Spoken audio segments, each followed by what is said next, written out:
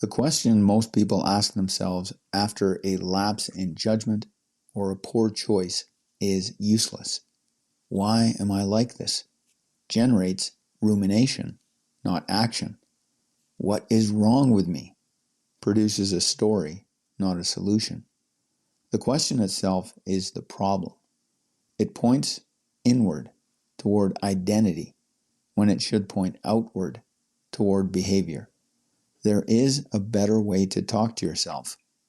It's a skill set, and it can be learned. Hey there, it's me, Core, and you're listening to Exercising Consistency, from fitness to flourishing. If I had to identify the smallest set of mental skills that produces the largest improvement in behavior, performance, and consistency, the list would be 3 things. Together, they form a complete self-coaching loop. Perceive, decide, execute. Or, put another way, notice, question, return. Here's what I mean. First, objective self-observation. A coach cannot help an athlete who reports inaccurate data. Self-coaching has the same requirement, accurate perception. Most people skip this entirely.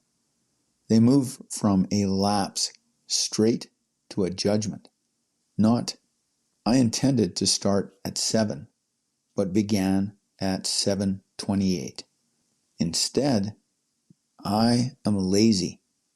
One is a behavioral fact. The other is an identity verdict that makes the behavior feel permanent and personal. The shift is small, but it changes the experience and the possibilities. Separate facts from stories. Separate outcomes from excuses. When you observe accurately, you see that a missed workout is a data point. A pattern of missed workouts is a design flaw in the system. Neither is a moral indictment. This is the foundation. Without it, every other personal development technique becomes distorted by self-deception. You cannot improve what you cannot see, and you cannot see what you are too busy judging to observe. Second, strategic self-questioning. Observation gives you data.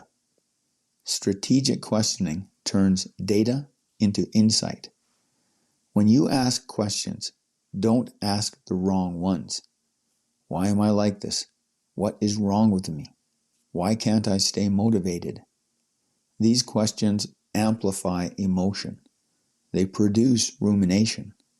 They do not produce solutions. A good coach asks questions that narrow attention toward action and learning. The best self-coaching questions fall into 3 categories. Diagnostic questions identify the failure point. What specifically caused the deviation? What was the trigger, not the excuse? What condition made the behavior more likely to fail?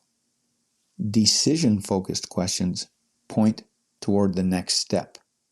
What is the smallest action that would improve this situation? What would make this easier tomorrow?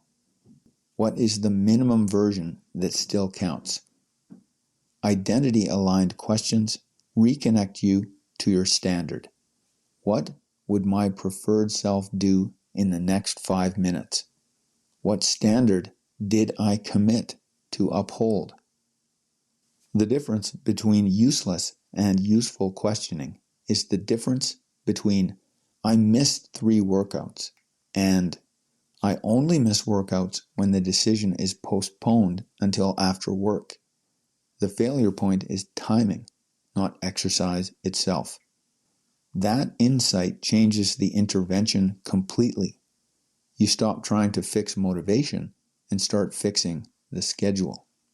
Third, behavioral recommitment. Observation and questioning are worthless without the third skill. You must return to action quickly, immediately if possible. The highest performing people are not those who never deviate. They are those who recover with minimal delay. The key metric is not how many times you failed. It's how long it took you to return to the standard. A missed day is information. A week of avoidance is a failure of recommitment. The practical rule is simple. When a lapse occurs, reduce the goal until action is possible, but do not reduce it to zero. A full workout missed becomes a 2-minute minimum. A writing session missed becomes 50 words. A meditation missed becomes 1 minute of mindful breathing. The intensity drops. The standard does not. This preserves identity continuity. You are still someone who returns. You are still someone who follows through. The pathway stays active. The streak survives. The behavior remains alive. The loop. Together, the 3 skills form a complete operating system. Observe what actually happened. Question what explains it and what changes next. Recommit to the next executable action right now.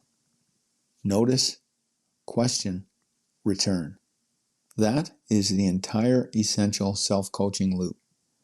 It works across fitness, work, relationships, learning, and any domain where follow-through matters. It does not require motivation. It requires 3 skills that can be practiced, refined, and eventually automated.